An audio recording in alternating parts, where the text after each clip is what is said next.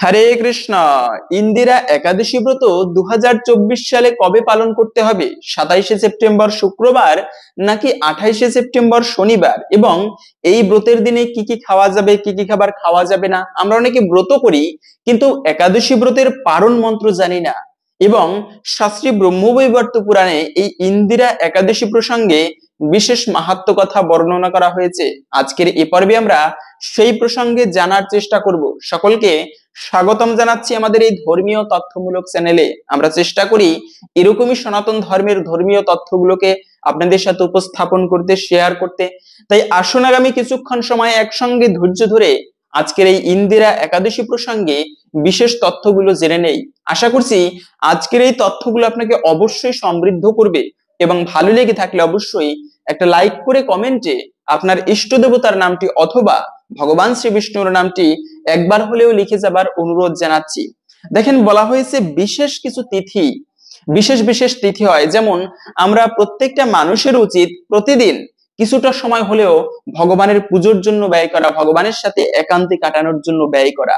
সেজন্য বলা হয়েছে যে যদি আপনি প্রতিদিন সময় দিতে নাও পারেন ভগবানকে, তথাপিও যেমন প্রতিদিন বা প্রতি মাসে বিশেষ কিছু তিথি হয়, সেই তিথিগুলো আমাদের মেনে চলা প্রয়োজন।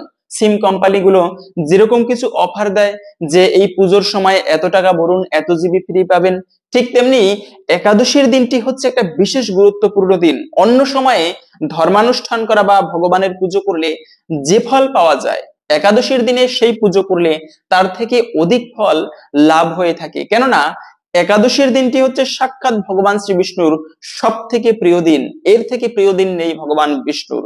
তাই এই একাদশীর দিনে উপবাস করা, ভগবান বিষ্ণুর পুজো করা সব থেকে বেশি মাহাত্ম্যপূর্ণ বলা হয়েছে।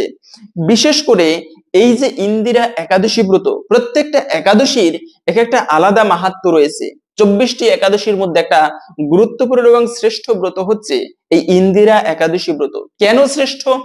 কেননা এই ব্রতটি পালন করলে আপনার পিতৃপুরুষ বা পূর্বপুরুষেরা যদি নরকেও গমন করে, তাদেরকে সেখান থেকে উদ্ধারের অনেক প্রকার মাধ্যম রয়েছে। কিন্তু বলা হয়েছে যদি কোনো ব্যক্তি ইন্দিরা একাদশী ব্রত পালন করে, সেই পূর্ণ ব্রতের ফল তার পূর্বপুরুষের উদ্দেশ্যে অর্পণ করে, এতে সেই পুণ্য প্রভাবে তার পূর্বপুরুষ যদি নরকেও গমন করে, সেখান থেকেও তারা উদ্ধার লাভ করে বৈকুণ্ঠ ধামে তাদের গতি হবে।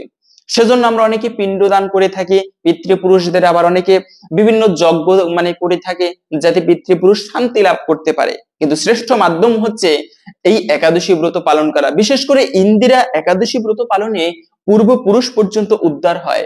এরকম একটা কাহিনী রয়েছে। ধর্মধ্বজ নামে একজন ব্যক্তি ছিল।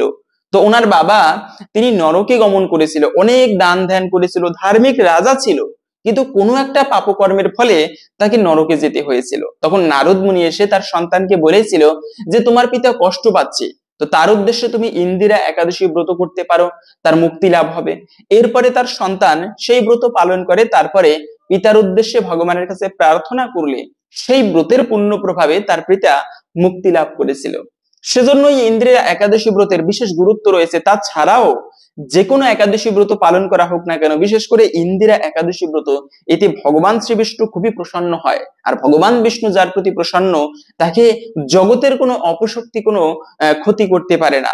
সেজন্য সে ব্যক্তি জীবনে সুখে শান্তিতে বসবাস করতে পারে এই একাদশীর পুণ্য প্রভাবে। আমরা প্রথমত জেনে নিচ্ছি 2024 সালে ইন্দিরা একাদশীর যে মূল তিথি, সেটি কখন শুরু হচ্ছে এবং কবে পালন করতে হবে। ইন্দিরা একাদশীর তিথিটি মূলত শুরু হচ্ছে আগামী 27শে সেপ্টেম্বর শুক্রবার বিকাল 4:26 থেকে শুরু হচ্ছে এই একাদশী ব্রতের যে তিথি, এবং থাকবে মূলত 28শে সেপ্টেম্বর শনিবার বিকাল 4:55 পর্যন্ত। সেজন্য উদয়া তিথি মেনে এই ইন্দিরা একাদশী ব্রত পালন করতে হবে আমাদের সবাইকে 28শে সেপ্টেম্বর শনিবার। এবং আপনি এই একাদশী ব্রত অবশ্যই পালন করাকে খুবই মহিমাপূর্ণ বলা হয়েছে। কিন্তু এত কষ্ট করে একটা একাদশী ব্রত করলাম, ব্রত হচ্ছে 3 ধরনের। একটা হচ্ছে উত্তম, মধ্যম এবং কনিষ্ঠ। যেমন আমি না খেয়ে ব্রত করতে পারি না, আমি নিজেও ফলমূল খেয়ে ব্রত করি। তো এরকম যারা না খেয়ে পারেন না, তারা ফলমূল খেতে পারেন। কিন্তু সর্বোত্তম হচ্ছে যারা নির্জলা ব্রত করবেন, এবং এটি হচ্ছে প্রকৃত শাস্ত্রীয় বিধান যে আমাদের প্রত্যেকের নির্জলা ব্রত করা উচিত। কিন্তু কলিযুগে বেশি নির্জলা ব্রত করতে গেলে গ্যাস্ট্রিক হয়, গ্যাসের সমস্যা হয়, আলসার হয়ে যেতে পারে। তাই ফলমূল খেয়ে ব্রত করতে পারেন। এবং ফলমূল খেয়েও যাদের না হয় তারা আপনারা সবজি রান্না করে খেতে পারেন। তো কি কি খাওয়া যাবে কি কি খাওয়া যাবে না তা আমরা একটুকু পরে জানতেছি। তবে এত কষ্ট করে আপনি হয়তোবা নির্জলা একটা ব্রত করলেন, কিন্তু যদি আপনি সেই ব্রত করার পরেও সঠিক সময়ের মধ্যে পালন না করেন তবে কিন্তু ব্রতের সম্পূর্ণ ফল লাভ হয় না। অনেকে জিজ্ঞেস করেন পালন কি? পালন হচ্ছে মূলত একাদশী ব্রত করার পরে ভঙ্গ করতে হয়, ব্রত ভঙ্গ করতে হয়। তো যখন ব্রত ভঙ্গ করা হয় ওই বিষয়টাকেই পালন বলে। তো সেজন্য প্রত্যেকটা একাদশীর একটা সঠিক সময় থাকে পালন করার জন্য। ইন্দিরা একাদশী ব্রতের পালন করতে হবে মানে রবিবারে, শনিবারে ব্রত করবেন, রবিবারে পালন করতে হবে সকাল 5:39 থেকে 9:48 মধ্যে। এই সময়টুকুর মধ্যে আপনারা ইন্দিরা একাদশী ব্রতের পালন করে নেবেন ভগবানের প্রসাদ দিয়ে। এবং পালন করার সময় একটা বিশেষ মন্ত্র আমাদের প্রত্যেকের উচ্চারণ করা উচিত। মনে রাখবে মন্ত্রবিহীন, অনেকে বলে আরে মন্ত্রতন্ত্র প্রয়োজন কিসের, ভগবানকে ভক্তি করলেই হবে। আরে মনে রাখবে মন্ত্র হচ্ছে এটি প্রয়োজন রয়েছে অবশ্যই, মন্ত্রবিহীন সংকল্পবিহীন মনে রাখবে ধর্মানুষ্ঠান সম্পূর্ণ হয় না। এই মন্ত্রতন্ত্র প্রয়োজন, এখন বলতে পারি ভক্তি তো অবশ্যই প্রয়োজন। অবশ্যই সর্বপ্রথম বিষয় হচ্ছে ভক্তি বা ভালোবাসা, শ্রদ্ধা থাকতে হয়। তার মানে এই নয় যে মন্ত্রতন্ত্রের প্রয়োজন নেই, অবশ্যই মন্ত্রতন্ত্রের প্রয়োজন রয়েছে। যারা না পারে সেক্ষেত্রে ভিন্ন কথা, না জানলে। তবে এই মন্ত্রটি হচ্ছে একাদশী ব্রতের পারণ মন্ত্র হচ্ছে একাদশাম নিরাহার ব্রত নানেন কেশব প্রসিদ সুমুখনাথ জ্ঞানদৃষ্টি প্রদভব। কিভাবে পালন করবেন? ভগবানের প্রসাদ দিয়ে, পঞ্চরবি শস্যের যে কোনো একটি প্রসাদ দিয়ে, আপনি অন্ন সবজি হতে পারে বা রুটি প্রসাদ হতে পারে অথবা মুড়ি প্রসাদ হতে পারে, এগুলো ভগবানকে ভোগ অর্পণ করে এই মন্ত্রটি যেটি বলে দিলাম সেই মন্ত্রটি উচ্চারণ করে ভগবানের কাছে প্রার্থনা করবেন, হে প্রভু এই যে ব্রত করলাম কৃপা করে আপনি আমার প্রতি প্রসন্ন হন। এভাবে যার যেরকম আরতি সেভাবে আপনারা প্রার্থনা করে তারপরে সেই প্রসাদ গ্রহণ করে ব্রত ভঙ্গ করবেন বা পালন করবেন। কিন্তু অনেকে, যদিও আমরা জানি তারপরেও সংক্ষেপে বলে দিচ্ছি কিভাবে একাদশী ব্রত পালন করতে হয়। মনে রাখবে একাদশীর আগের দিনে সবসময় সংযম পালন করতে হয়। একাদশী ব্রতের আগের দিনে যেমন আগামী শুক্রবারে সংযম পালন করবেন, আমিষ খাবার ভক্ষণ করা উচিত নয়, রাজসিক খাবার, মিথ্যা কথা বলা, দ্রুতক্রিয়া, তারপরে হচ্ছে এমনকি স্ত্রী সঙ্গ পর্যন্ত একাদশীর আগের দিনে করা উচিত নয়। শারীরিক সঙ্গ করাকে যে কোনো শুভ দিনে এটি উচিত নয়, এটাকে অশুভ বলা হয়েছে। তো সংযম কাকে বলে? সংযম মানে নিজেকে সংযত করা। এই জন্য একাদশীর আগের দিনে এমনকি ক্ষৌর কর্ম করাকেও বিধান দেয়নি শাস্ত্রে। তো সেজন্য আপনারা এই মানে আমিষ খাবারে এগুলো ভক্ষণ করা উচিত নয়, মিথ্যা কথা বলা উচিত নয়, অপশব্দ প্রয়োগ করা উচিত নয়। এভাবে আপনারা আগের দিনে রাত্র 11টার আগে নিরামিষ খাবার গ্রহণ করে দন্ত ধাবন করবেন, মানে দাঁত ব্রাশ করে দিবেন। দাঁত ব্রাশ না করলে কি হয়, একাদশীর দিনে দাঁত ব্রাশ করতে গেলে দাঁতের গোড়ায় খাবার আটকে থাকে অথবা দাঁত থেকে অনেকের রক্ত বের হয়।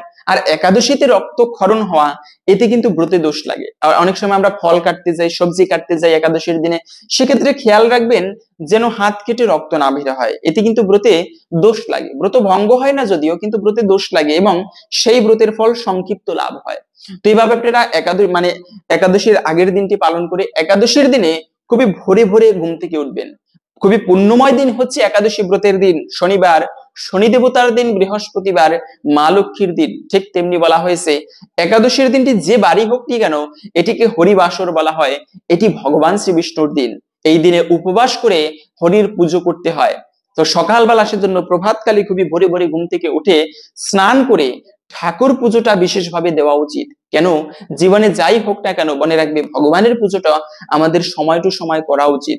এক সময় এত কিছু করতেছি, কিচ্ছু থাকবে না, এক সময় সবকিছু মানে ছেড়ে চলে যেতে হবে। দেখেন ওই শেষ সময়ের কথা, যদিও এটি দেখেন চরম সত্যতা, চরম বাস্তবতা, একদিন সকল কিছু ছেড়ে চলে দিতে হবে। কি থাকবে?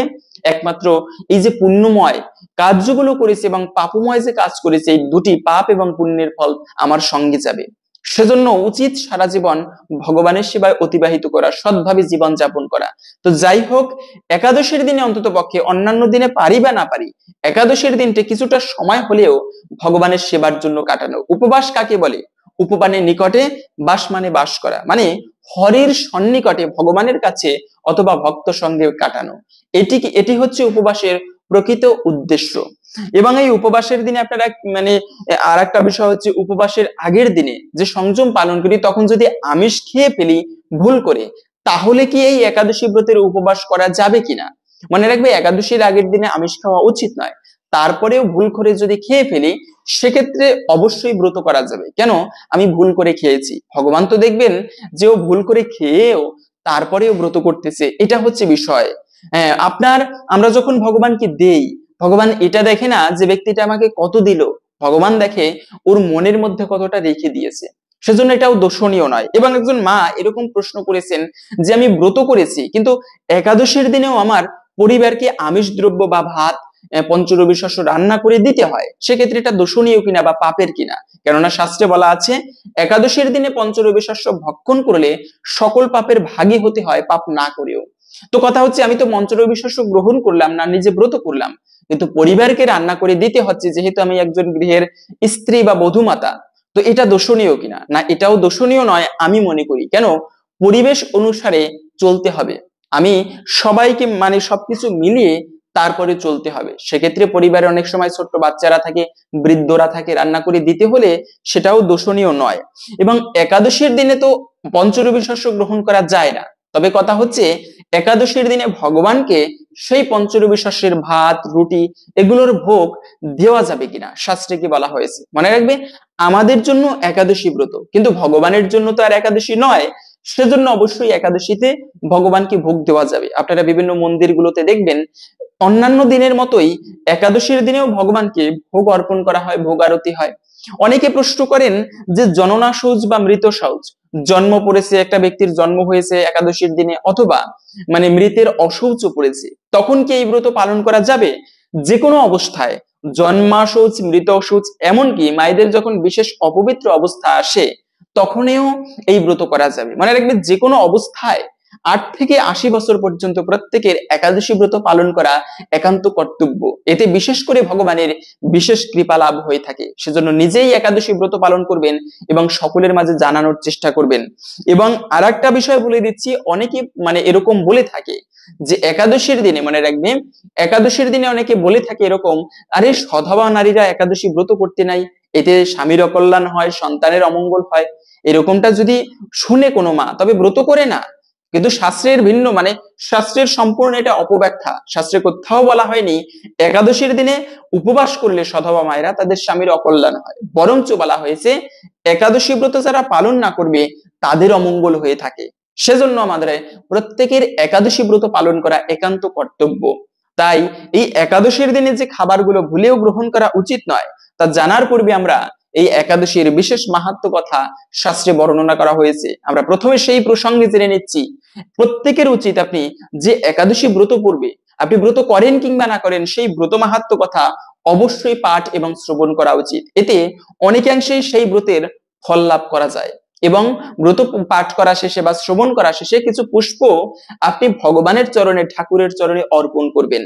তো আমরা প্রথমে এই ইন্দিরা একাদশীর ব্রত মাহাত্ম্য শ্রবণ করতেছি। প্রত্যেককে বলবো কিছুক্ষণ সময় ধৈর্য ধরে ইন্দিরা একাদশী ব্রত মাহাত্ম্য আসুন শ্রবণ করি। ইন্দিরা একাদশী ব্রত মাহাত্ম্য।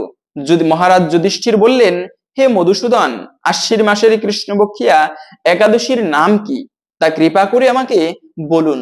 ভগবান শ্রীকৃষ্ণ বললেন, হে রাজন, আশ্বিন মাসের একাদশী ইন্দিরা নামে পরিচিতা। এই ব্রত প্রভাবে মহাপাপ বিনষ্ট হয়, এমনকি কর্মবিপাকে যারা নিম্নজনী লাভ করেছেন সেই পূর্বপুরুষদেরও উত্তম গতি লাভ হয়ে থাকে। এই একাদশী মাহাত্ম্য শ্রবণ মাত্রই সামবেদীয় যজ্ঞ ফল প্রাপ্ত হওয়া যায়। হে রাজন, মাহিষ্মতি নগরে ইন্দ্রসেন নামে এক প্রসিদ্ধ রাজা ছিলেন। ধর্মবিধি অনুসারে রাজ্য পালন করেন, কিন্তু বিশেষ খ্যাতি সম্পন্ন ছিলেন সেই রাজা। তার বিপুল ধন সম্পত্তি ছিল, পুত্র পুত্রাদি সহ সুখে রাজ্য পরিচালনা করতেন। ধন সম্পত্তি ছিল, এমনকি তিনি এত বিষ্ণু ভক্তি পরায়ণ ছিল, ভগবান বিষ্ণুর খুবই প্রিয় ভক্ত ছিল। রাজা নিরন্তর শ্রী গোবিন্দ নাম গানে মগ্ন থাকতেন। একদিন রাজা সুখে রাজসভায় বসে আছেন, এমন সময় দেবর্ষি নারদ স্বর্গ থেকে সেখানে এলেন। তাকে দর্শন করে রাজা হাত জোর করে উঠে দাঁড়ালেন, দণ্ডবত প্রণাম করলেন মুনিকে, এবং পাদ্য অর্ঘ্য আদি ষোড়শ উপাচারে পূজা নিবেদন করলেন। তারপরে বললেন, হে মুনিবর, আপনার দর্শন মাত্র আমার যাবতীয় যজ্ঞফল লাভ হয়েছে। এখন আপনার আগমনের কারণ জানিয়ে আমাকে কৃতার্থ করুন। দেবর্ষি নারদ বললেন, হে মহারাজ, অতি বিস্ময়কর এক কথা শ্রবণ করুন। আমি এক সময় যমলোকে গিয়েছিলাম, সেখানে যমরাজের সভায় বহু পুণ্যকারী আপনার পিতাকে দেখলাম। ব্রতভঙ্গ প্রভাবে তাকে সেখানে যেতে হয়েছে। হে রাজন, আপনার পিতা শেষ যে সংবাদ প্রেরণ করেছেন, আমি এখন তা আপনাকে বলছি। তিনি বললেন, হে ঋষিবর, মাহিষ্মতির ইন্দ্রসেন রাজা আমার পুত্র। তাকে বলবেন যে আমি বহু পুণ্য অনুষ্ঠান করলেও কোনো কারণবশত জমালয়ে আসতে বাধ্য হয়েছি। আপনি কৃপা করে তাকে সর্বপাপনাশক ইন্দিরা একাদশী ব্রত পালন করতে বলবেন। সেই ব্রত প্রভাবে আমি নিষ্পাপ হয়ে স্বর্গলোকে যেতে সমর্থ হব। এই কথা জানাবার জন্যই আপনার এখানে আমার আগমন। হে রাজন, আপনার পিতার মঙ্গল বিধানে আপনি যথাবিধি ইন্দিরা ব্রত পালন করুন। রাজা জিজ্ঞাসা করলেন, হে নারদ, দেবর্ষি, সেই ইন্দিরা ব্রতের বিধি কি? কোন কি তিথি বা কোন পক্ষে এই একাদশী ব্রত পালন করা কর্তব্য, তা কৃপা করে আমাকে বলুন। দেবর্ষি নারদ উত্তরে বললেন, হে রাজন, আশ্বিন মাসের কৃষ্ণপক্ষে দশমীর দিন শ্রদ্ধা সহকারে প্রাতঃ স্নান করে মধ্যাহ্নে ভক্তি ভাবাপন্ন হয়ে পুনরায় স্নান করবেন এবং রাত্রিকালে ভূমিতে শয়ন করবেন। পরদিন একাদশীতে প্রাতকৃত্যাদি সমাপন করে নিরাহারে থাকবেন। ব্রতের নিয়মাবলী দৃঢ়ভাবে পালন করবেন। হে পুণ্ডরীকাক্ষ, হে অচ্যুত, যে শরণাগতের প্রতি আপনি কৃপা করুন। এভাবে শ্রদ্ধা সহকারে শালগ্রাম পুজো করে পিতার উদ্দেশ্যে ব্রতের ফল অর্পণ করবেন। দ্বাদশীর দিন সকালে ভক্তি ভরে শ্রী গোবিন্দ বা ভগবান বিষ্ণুর পুজো করে ব্রাহ্মণদের ভোজন করিয়ে অবশেষে নিজে মহাপ্রসাদ গ্রহণ করবেন। হে রাজন, বিধি অনুসারে শ্রীহরি এবং ভক্তদের অর্চন করলে আপনার পিতৃবর্গ মুক্তি লাভ করে শীঘ্রই বৈকুণ্ঠ ধামে গমন করবেন। রাজাকে এই উপদেশ দিয়ে দেবর্ষি নারদ প্রস্থান করলেন। রাজা ইন্দ্রসেন মুনিবরের উপদেশ অনুসারে পুত্র পরিজন সহ ভক্তি সহকারে এই ব্রত অনুষ্ঠান করলেন এবং তখন দেবলোক থেকে পুষ্পবৃষ্টি হতে লাগলো এবং তার পিতা বিষ্ণুলোকে গমন করলেন। তারপর রাজা ইন্দ্রসেন নিজ পুত্রকে রাজ্যভার অর্পণ করে নিজেও বিষ্ণুলোকে ফিরে গেলেন। এই ইন্দিরা একাদশী মাহাত্ম্য পাঠ এবং শ্রবণ করলে মানুষ সর্বপাপ হইতে মুক্ত হয়ে বিষ্ণুলোকে গতি হয়। আশা করি বুঝতে পেরেছেন এই ইন্দিরা একাদশী ব্রত পালন করলে আমরা কি ফল লাভ করতে পারি। সেজন্য আপনি নিজে এই একাদশী ব্রত পালন করুন এবং সকলের মাঝে ছড়িয়ে দেন, যেন আমরা সবাই এই ইন্দিরা একাদশী ব্রত প্রসঙ্গে জানতে পারি। কিন্তু এই একাদশীর দিনে কোন কোন খাবার খাওয়া উচিত বা কি কি খাওয়া উচিত নয়, মনে রাখবে একাদশীর দিনে যে কোনো ফল খাওয়া যাবে। আপনি ফল করে না খেয়ে হলেও সবজি খেতে পারেন। কাঠবাদাম, কাজু বাদাম, মিষ্টি কুমড়া, মিষ্টি আলু, পেঁপে, কাঁচকলা, আলুর দম করতে পারেন, আলুর চিপস করতে পারেন, আলুর পায়েস করতে পারেন। এগুলো সবজি হিসেবে রান্না করে, তবে মনে রাখবে সবজির মধ্যে সেখানে কি বলে সরিষার তেল দেওয়া যাবে না। কেন? সরিষা হচ্ছে পঞ্চরবি শস্যের মধ্যে একটি। ধান থেকে যত খাবার হয় এগুলো খাওয়া যাবে না। গম থেকে যত খাবার, বিস্কিট, কেক, পাউরুটি, আবার অনেকে ছত্রাক, মাশরুম খেয়ে থাকেন, এগুলো খাওয়া যাবে না। এমনকি দুধের মধ্যে অনেকে হরলিক্স মিশ্রিত করে, তাও খাওয়া যাবে না। তারপরে অনেকে রুটি খায়, এগুলো খাওয়া উচিত নয় একাদশীর দিনে। এমনকি ছোলা বুট খাওয়া যায় না। পঞ্চরবি শস্য থেকে কোনো খাবার, তারপরে সবজি রান্না করতে গিয়ে মনে রাখবে বটবটি, ঢেঁড়স, পুঁইশাক, সিম, এগুলো কখনো একাদশীর দিনে ভুলেও আমাদের গ্রহণ করা উচিত নয় বা খাওয়া উচিত নয়। হরে কৃষ্ণ। আশা করছি আজকের এই গুরুত্বপূর্ণ তথ্যগুলো জেনে আপনি একটুকু হলেও সমৃদ্ধ হয়েছেন। ভালো লেগে থাকলে অবশ্যই একটা লাইক করে কমেন্টে ভগবান শ্রী বিষ্ণুর নামটি অথবা আপনার ইষ্ট দেবতার নামটি একবার হলেও লিখে যাবার অনুরোধ জানাচ্ছি। ভগবানের কৃপায় সকলের জীবনে মঙ্গল হোক এই কামনা করে আজকের ভিডিওটা এখানে সমাপ্ত করছি। হরে কৃষ্ণ।